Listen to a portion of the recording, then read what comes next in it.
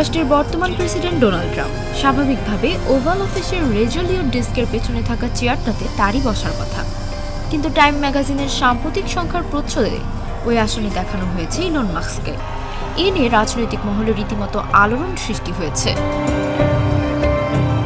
টাইমের ঐতিহাসিক প্রচ্ছদগুলোর ধারাবাহিকতায় এবার মাস্ককে যুক্তরাষ্ট্রের প্রশাসনিক ব্যবস্থায় তার বিস্তৃত ক্ষমতার ব্যবহার করতে দেখা যাচ্ছে। প্রতিবেদনে বলা হয়েছে, ট্রাম্প প্রশাসন মাস্ককে ডিপার্টমেন্ট অফ গভর্নমেন্ট এফিসিয়েন্সির মাধ্যমে কেন্দ্রীয় কমিটির ছাঁটাই করার অস্বাভাবিক ক্ষমতা প্রদান করেছে। তবে সাম্প্রতিক কয়েকটি মামলার কারণে তার কিছু কার্যক্রম সাময়িকভাবে স্থগিত রয়েছে। লাল ব্যাকগ্রাউন্ডের ওই প্রচ্ছদে মাস্ককে এক হাতে কফির কাপ ধরে থাকতে দেখা গেছে, যেখানে তার সামনে প্রেসিডেন্টের ডেস্ক এবং পাশে যুক্তরাষ্ট্র ও মার্কিন প্রেসিডেন্টের পতাকা রয়েছে। প্রতিবেদনে উল্লেখ করা হয়েছে, মাস্কের নেতৃত্বে লাখ লাখ সরকারি কর্মী এখন তার দয়া দাক্ষিণ্যের ওপর নির্ভরশীল হয়ে পড়েছেন। প্রতিবেদনে আরও বলা হয়েছে, এখন পর্যন্ত মাস্ক শুধু প্রেসিডেন্ট ট্রাম্পের কাছে জবাবদিহি করেছেন।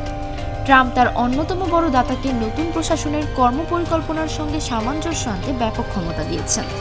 টাইম ম্যাগাজিনের পক্ষ থেকে এই প্রচ্ছদের উদ্দেশ্যে সম্পর্কে জানতে চাওয়া হলে তারা কোনো মন্তব্য করতে রাজি হননি। ট্রাম্পের প্রতিক্রিয়া। হোয়াইট হাউসে শুক্রবার সাংবাদিকদের প্রশ্নের জবাবে ট্রাম্প মজা করে বলেন, টাইম ম্যাগাজিন কি এখনও ব্যবসায় আছে? আমি তো জানতামই না। অতীতে ট্রাম্পের জন্য টাইম ম্যাগাজিনের প্রচ্ছদও বেশ গুরুত্ব বহন করত। তিনি 2024 সালে দ্বিতীয়বারের মতো পারসন অফ দ্য ইয়ার নির্বাচিত হয়েছিলেন এবং প্রেসিডেন্ট হিসেবে ফিরে আসার পর ম্যাগাজিন প্রচ্ছদেও জায়গা করে নিয়েছেন। তবে তার টাইম প্রচ্ছদে থাকার এতটাই আগ্রহ যে একসময় তিনি নিজের তৈরি করা ভুয়া টাইম ম্যাগাজিন প্রচ্ছদও তার বিভিন্ন হোটেলে টাঙিয়ে রেখেছিলেন। টাইমের সাম্প্রতিক প্রচ্ছদকে বিশ্লেষকরা 2017 সালের স্টিভসের ব্যাননের প্রচ্ছদের সঙ্গে তুলনা করেছেন, যেখানে ব্যাননকে দ্য গ্রেট ম্যানিপুলেটর বলা হয়েছিল। সে সময় ব্যাননকে ট্রাম্পের আসল শক্তির উৎস হিসেবে দেখানো হয়েছিল। পরবর্তীতে ট্রাম্পের জনপ্রিয়তা ছিনিয়ে নেওয়ার অভিযোগে ব্যাননকে প্রশাসন থেকে সরিয়ে দেওয়া হয়। ইলন মাস্ক এখন তার এই প্রচ্ছদ নিয়ে প্রকাশ্যে কোনো মন্তব্য করেননি। তবে তার প্রভাব যে ট্রাম্প প্রশাসনে বাড়ছে তা নিয়ে রাজনৈতিক মহলে তুমুল সমালোচনা হচ্ছে।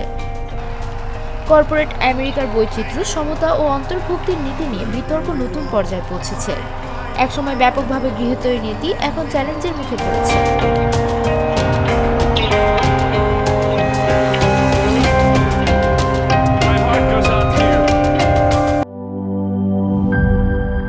Cheer up! চলো উড়াই খুশি নতুনের সাথে তুলে নিয়ে হাতে। Cheer up, oh oh, cheer up, oh oh, cheer up.